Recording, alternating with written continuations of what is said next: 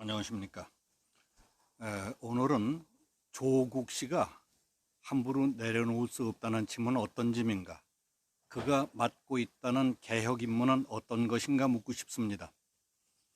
법무부 장관 후보자인 조국 씨, 그의 반국가, 반사회적 경륜 위에 탈법, 불법, 부정, 비리, 편법, 몰염치, 자만 등 찬란한 무늬로 꾸며진 색상, 깨끗하고 날렵한 외모, 엄청난 크기, 뛰어난 말솜씨와 처세술, 어디서 그런 대어를 볼 수 있겠습니까?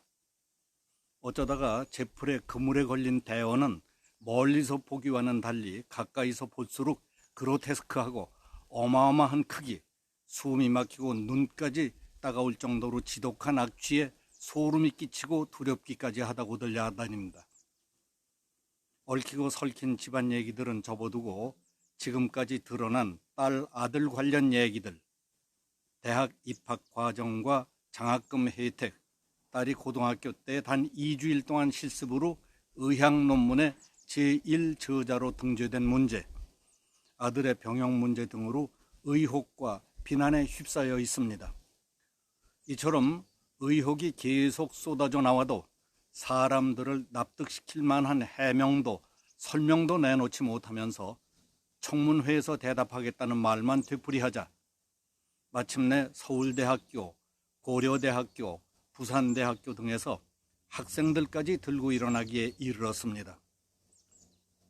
각 대학교 학생들과 젊은 층, 대학 입시를 앞둔 학부모들의 관심과 비판 여론, 그 움직임도 심상치 않습니다. 조 후보자의 스승이며 유학 갈 때 추천서까지 써주었다는 최대권 서울대학교 헌법학 명예교수는 사랑하는 제자에 대해 읍참마속하는 마음으로 쓴 글이라며 신문에 기고까지 했습니다.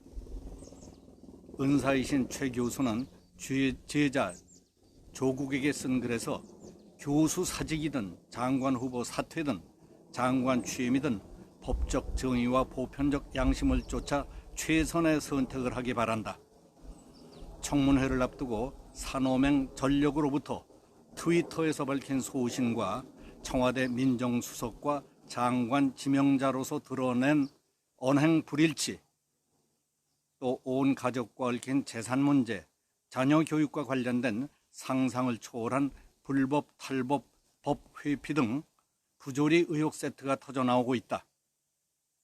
불거진 의혹이 조 후보자의 능력, 비전, 소신, 예의 범절의 결핍에서 나온 것인지, 의혹이 있더라도 그를 내치기에는 참 아까운 인재인지도 살펴봐야 한다고 했습니다.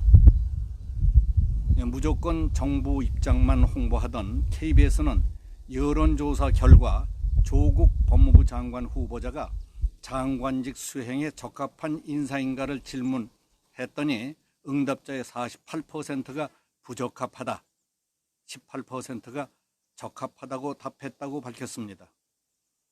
또 조 후보자에 대해 제기된 주요 의혹 3가지 가운데 가장 해명이 필요한 것은 자녀의 논문 및 입시 특혜 의혹이라는 답변이 65%에 달했다고 보도했습니다.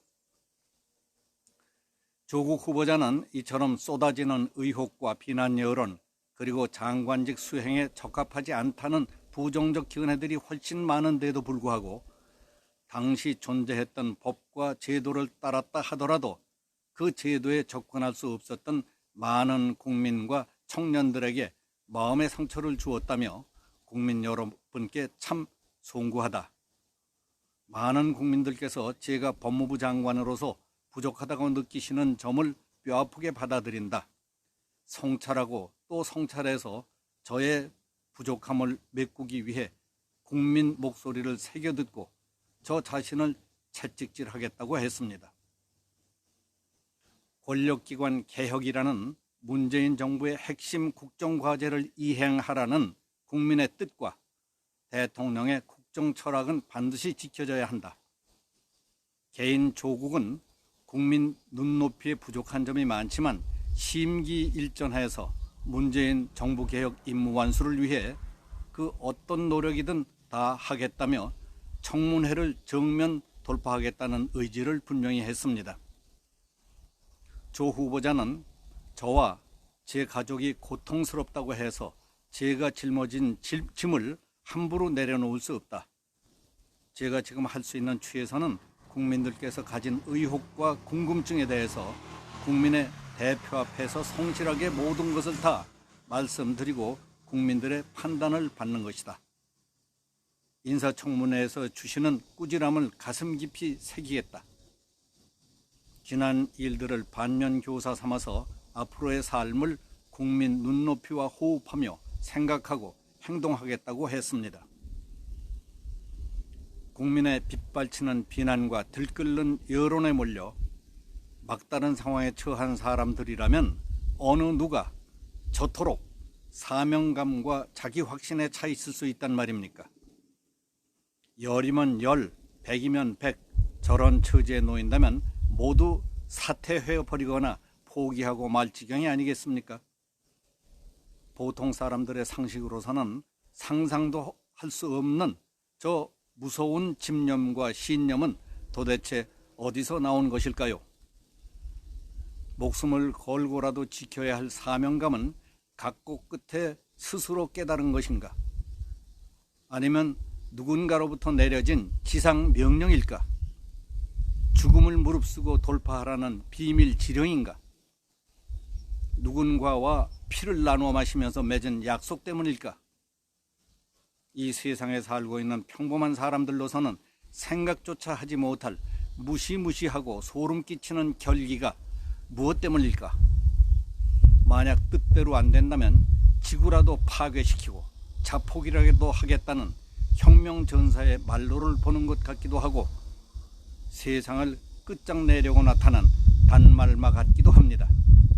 그렇지 않다면 맑은 정신을 빼앗기고 최면 상태에 빠져 허우적거리는 불쌍한 인간의 모습이 저럴까 싶기도 합니다. 그렇지 않습니까? 사람은 누구에게나 나름대로 포부가 있고 목표가 있고 소망하는 것이 있습니다. 그래서 어려움을 극복하면서 희망을 잃지 않고 노력하며 정진하는 겁니다. 그러나 최선을 다해도 상황과 여건이 안 되거나 살다 보면 내 의사와 노력으로는 이루지 못한 채 단념해버리거나 포기하는 일들을 안고 살아가는 것이 사람의 인생입니다. 나 아니면 안 되는 일, 이 세상 누구도 안 되고 꼭 나만이 해야 할 일은 없습니다. 조국이 문재인 정부의 개혁 임무 완수를 위해 제가 짊어진 짐을 함부로 내려놓을 수 없다고 말한 문재인 정부의 개혁 임무는 도대체 무엇이고 그 임무를 완수하기 위해 조국이 짊어진 짐은 어떤 것이길래 저와 제 가족이 고통스럽다 해서 함부로 내려놓을 수 없다는 것인지 국민의 입장에서는 대단히 정말 대단히 궁금합니다. 내 뜻과 내 마음과 달리 지구는 항상 돌고 세상은 굴러갑니다. 세상 이치를 그렇게 이해하고 있는 보통 사람들은 그래서 조국을 더 의아하게 생각하며 조국을 지키기 위해 갖은 노력을 다 기울이는 청와대와 더불어민주당을 이해하지 못하는 겁니다. 청문회가 열린다면 그런 것까지 알 수 있게 될까요?